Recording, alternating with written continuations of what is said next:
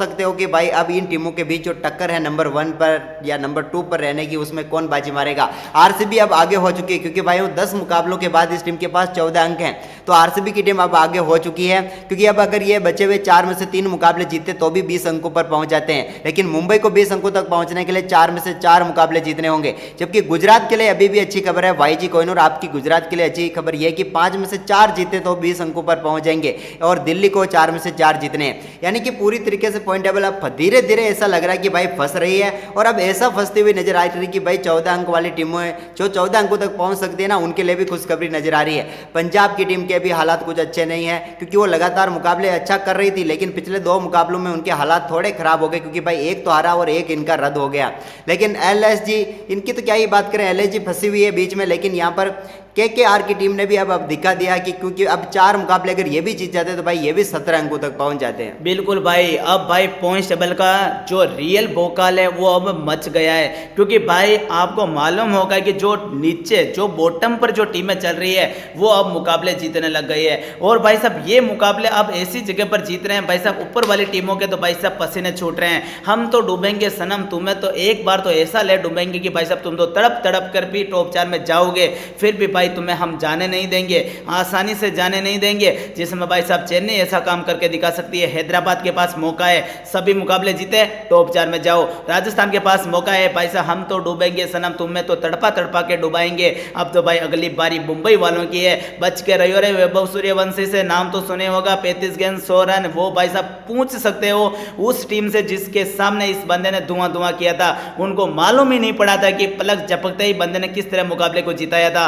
मुंबई के गोटे अभी मुंह में है उस छोटे से बच्चे की पारी को देखने के बाद। इसके अलावा भाई साहब लखनऊ सुपर जायंट का क्या है, वो साला चप्पल चोर भीख मंगा 27 करोड़ का ऋषभ पंतिया, वो साला चलता है नहीं, खाने को आटा नहीं, पहनने को पजामा नहीं। गोयन का कहता है कि अगले 10 साल के बाद रोहित और विराट के बाद महेंद्र सिंह धोनी के बाद एक सक्सेसफुल कप्तान बनेगा। लेकिन भाई क्या ही करें, भाई क्या ही करें, भाई के मुंह से विराट जाता नहीं है, लेकिन भाई अब करें, अब हम भी क्या ही करें। लेकिन भाई लोगों, आप वीडियो का लाइक टारगेट पूरा नहीं कर रहे हो यार। लेकिन इसी बीच वाईजी कोहिनूर ने कमेंट किया कि अभी गुजरात को कितने मैच जीतने पड़ेंगे टॉप 1-2 में जाने के लिए। लेकिन देखिए भाई, गुजरात की टीम के फिलहाल 12 अंक हैं, इनके पास 5 मुकाबले बचे हुए हैं, 5 में से 3 मुकाबले जीते तो भी 18 अंकों पर पहुंच जाएंगे। वहां से भी पूरी तरीके से चांस बनेंगे क्योंकि बाकी की जो टीमों के 4-4 मुकाबले बचे हैं वो अगर 2 या 3 मुकाबले जीती तो ये बड़े आसानी से पहुंच जाएंगे। लेकिन ये चाहेंगे कि भाई अपने 4 मुकाबले जीत जाएं तो यहाँ पर गुजरात टाइटंस 20 अंकों तक पहुंच जाती है, तो फिर मान लो कि यहाँ पर गुजरात टाइटंस नंबर 1 या 2 पर रहेगी ही रहेगी। बिल्कुल भाई साहब, आप समझ सकते हैं कि आरसीबी और मुंबई को जितना बड़ा फायदा मिला है इस भाई साहब दिल्ली की हार के बाद,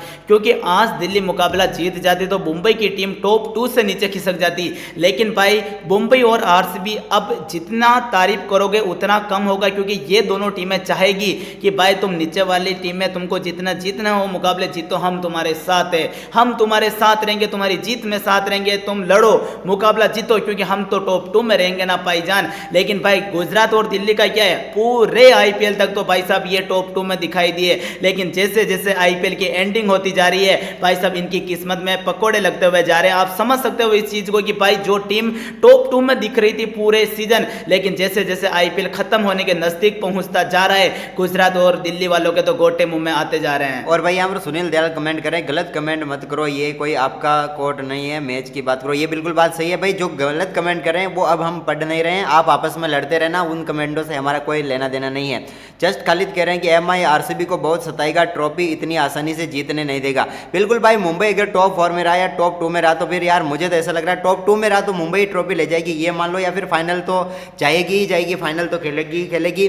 और इसके अलावा यहाँ पर बात करें मुंबई की, आरसीबी की, तो आरसीबी के लिए अगर इस बार फाइनल जीतना है या फाइनल तक पहुंचना है तो भाई टॉप 2 में इन्हें भी रहना होगा, क्योंकि जैसे ये टॉप 3 पर चले गए तो फिर इनके लिए भी मुश्किलें हो जाएगी, क्योंकि अब इनके पास सुनहरा मौका आ चुका है, क्योंकि 4 में से कम 3 मुकाबले जीतकर 20 अंकों तक आसानी से पहुंच सकते हैं। ऐसा करने में अगर ये कामयाब हो जाते हैं तो भाई कमाल हो जाएगा इनके लिए। इसके अलावा भाई हम सब टीमों की बात कर चुके हैं, लेकिन भाई हम कभी भी बात नहीं करते हैं केवल पंजाब की। भाई पंजाब की बात हम इसलिए नहीं करते हैं, साले ये काम भी ऐसा करते हैं, सबसे ज्यादा गुस्सा इसी टीम के ऊपर आता है। साले न तो घर के रहते हैं ना ही गांठ के रहते हैं, ये बंदे साले ना तो टॉप 4 में जाते हैं ना ही ये बॉटम पर रहते हैं। ये ऐसी जगह रहते हैं भाई साहब, सबसे ज्यादा भाई साहब इसी टीम को दिक्कत रहती है भाई, हमने अच्छा खेला या बुरा खेला इस सीजन। ये भाई साहब पूरे सीजन सोचते रहते हैं भाई यार इस सीजन हमने शुरुआत तो अच्छी की थी, लेकिन थोड़ा और अच्छा करते हैं हम टॉप 4 में चले जाते हैं। लेकिन भाई सिंपल सी बात है, पंजाब वालों सुधर जाओ रे तुम, पंजाब वालों तुम फटाफट टॉप 4 में चले जाओ, अब तुम्हारे पास मौका आ गया है, तुम लगाओ चौका जीत का और पहुंच जाओ टॉप 4 में, क्योंकि अब तुम मुकाबले हार गए तो भाई हम एक ही बात कहेंगे, अब तुमसे ना हो पाएगा, मुकाबले जीतो टॉप 4 में जाओ भाई साहब। अब बड़ा परफॉर्मेंस करने के लिए कुछ बड़ा तो करना पड़ेगा ना भाईजान। तो भाई पंजाब वालों अपनी मालकिन को खुश करना है, प्रीति जिंटा के 2 खड्डे मुस्कुराते हुए बढ़ाने हैं, तो मुकाबले जीतने होंगे भाईजान। लेकिन भाई मुंबई क्या कहते हैं, पंजाब वालों के लिए अब बचे हुए मुकाबलों की बात करें तो कल वो सीएसके से भिड़ेंगे, इसके बाद लखनऊ से भिड़ेंगे और दिल्ली एमआई और आरआर से भिड़ने वाले हैं। भाई आसान तो किसी टीम के लिए नहीं रहता, लेकिन इनके लिए थोड़ी और ज़्यादा मुश्किलें बढ़ सकती है। अगर कल सीएसके से हार जाते तो इसके बाद यहाँ पर इनको उन टीमों से भिड़ना होगा जो खुद यहाँ पर रेस में है, यानी कि टॉप 2 की रेस में बनी हुई है। उनमें से एलएसजी, डीसी और एमआई खास तौर पर यहाँ पर रेस में है टॉप 2 की, तो इन 2 टीमों से भिड़ना होगा, ये इतनी आसानी से जाने नहीं देंगे। और खास करके मुंबई वाले तो जरूर इन्हें रोकने की पूरी कोशिश करेंगे। भाई साहब मुंबई को यदि ट्रॉफी हराने से कोई रोक सकता है तो भाई साहब आप समझ सकते हो कि मुंबई को टीम 3 या 4 पर फिनिश करने दो। ये टीम टॉप 2 में चली गई तो भाई साहब ये तहलका मचा देगी, मुझे लग रहा है कि ट्रॉफी इनको दे ही देना, क्योंकि भाई आप समझ सकते हो, जस्ट खालिद ने कमेंट किया कि यस्टरडे का सूर्यवंशी का तारीफ करो भाईजान।